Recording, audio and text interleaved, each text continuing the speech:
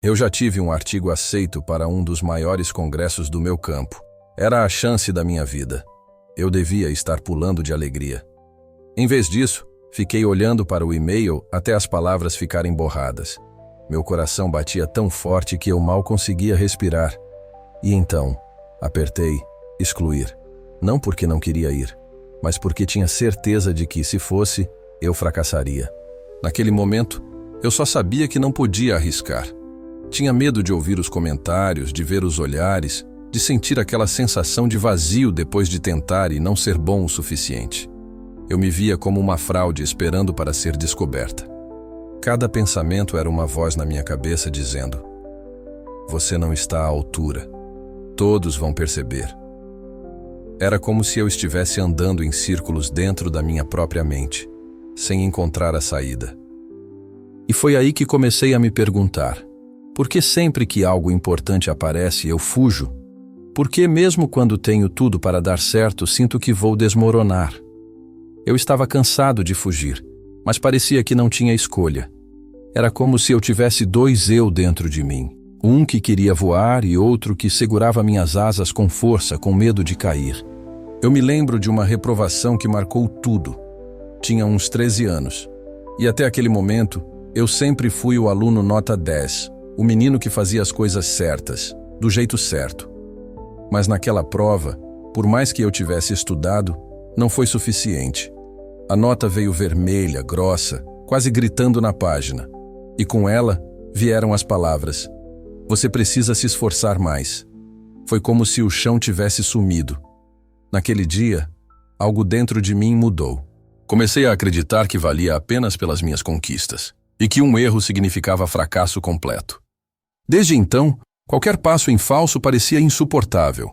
Eu escrevia e reescrevia o mesmo parágrafo de um texto científico 7 vezes. Não era pela qualidade, era pelo medo de que alguém lesse e pensasse: "Ele não sabe o que está fazendo." Minhas mãos tremiam antes de apresentações. Eu evitava projetos importantes, inventava desculpas para adiar. O perfeccionismo virou minha armadura, mas também minha prisão. E com o tempo, comecei a me afastar até de mim mesmo. Quando alguém me perguntava sobre meus sonhos ou planos futuros, eu ria e mudava de assunto. Internamente, eu mal conseguia olhar para dentro. Era como se lá dentro estivesse tudo escuro, vazio. Eu não queria encarar a verdade, que eu tinha medo. Medo de tentar. Medo de falhar. Medo de descobrir que eu não era tão capaz quanto todos achavam. Foi um comentário casual que me pegou de surpresa. Um colega sem maldade disse: "Você tem tantas ideias boias, por que nunca as leva adiante?" Eu ri, fingi que não era nada, mudei de assunto, mas aquelas palavras ficaram martelando dentro da minha cabeça. Por que eu nunca levava nada adiante? Será que era só falta de tempo? De motivação? Ou será que eu estava com medo o tempo todo? Naquela noite, eu não consegui dormir. Fiquei olhando para o teto, revivendo todas as vezes que eu desisti antes mesmo de tentar. Projetos abandonados, oportunidades recusadas, conversas interrompidas por minha própria insegurança. Eu percebi, com um aperto no peito, que não era preguiça. Era medo. Medo de errar, de ser julgado, de descobrir que eu não era tão bom quanto todos achavam. Foi aí que decidi fazer algo diferente. Pesquisei sobre terapia. Li, apaguei o histórico, fechei o celular. Mas, dias depois, respirei fundo e marquei a primeira sessão. Não foi fácil. Na véspera, meu coração acelerava só de pensar em falar tudo em voz alta. Parecia absurdo expor aquilo tudo para alguém que nem me conhecia. Mas eu sabia. Se eu continuasse fugindo, nada ia mudar. E dessa vez, eu queria tentar entender. Na primeira sessão, eu não sabia por onde começar. Ficamos em silêncio por alguns segundos. E então ela perguntou: "Qual seria a pior coisa que poderia acontecer se você falhasse?" Eu respirei fundo e respondi: "Que eu provasse que não sou tão bom quanto todos acham." A voz saiu fraca, quase um sussurro. E então, lágrimas que eu segurava há anos começaram a escapar. Naquele momento eu percebi que o problema nunca foi errar.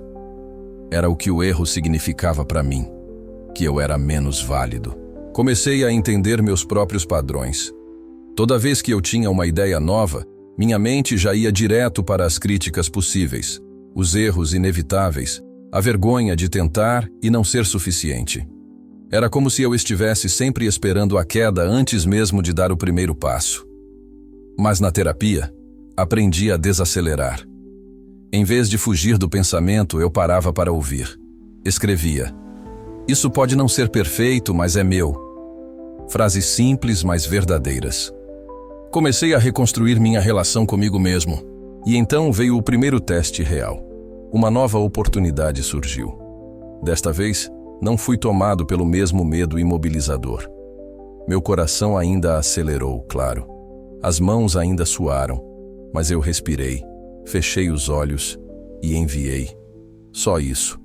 Não importava o resultado. Importava que eu havia escolhido tentar mesmo com medo. Hoje eu ainda sinto medo. Ele aparece de vez em quando, como uma sombra que não desaparece por completo. Mas agora, eu sei que ele não precisa decidir por mim. Quando uma nova oportunidade surge, meu coração ainda acelera. Eu respiro fundo, reconheço a insegurança e digo: estou tentando. E isso basta. E, ao longo desses meses, eu aprendi que tentar é um ato de coragem. Que falhar não é um fim, mas um dado, algo que acontece, mas que não define quem eu sou. Cada pequena vitória me mostrou que eu posso suportar mais do que eu imaginava. E o mais surpreendente, percebi que o pior julgamento vinha de mim mesmo. Ao me tratar com mais gentileza, tudo começou a mudar. Se você também vive assim, saiba que não está sozinho. O medo não é um defeito. É só mais uma parte de você. E você pode aprender a conviver com ela. De forma gentil, de forma humana. Eu consegui. E você também pode. Chegamos ao fim desta história, e eu agradeço por você ter ficado comigo. Se estas palavras encontraram um lugar aí dentro, talvez você também encontre algo especial em outras narrativas que compartilhamos aqui no O Eco da Sua Força. Fica o convite para continuar essa caminhada conosco, explorando os próximos vídeos. E para que possamos seguir juntos, convido você a se inscrever no canal.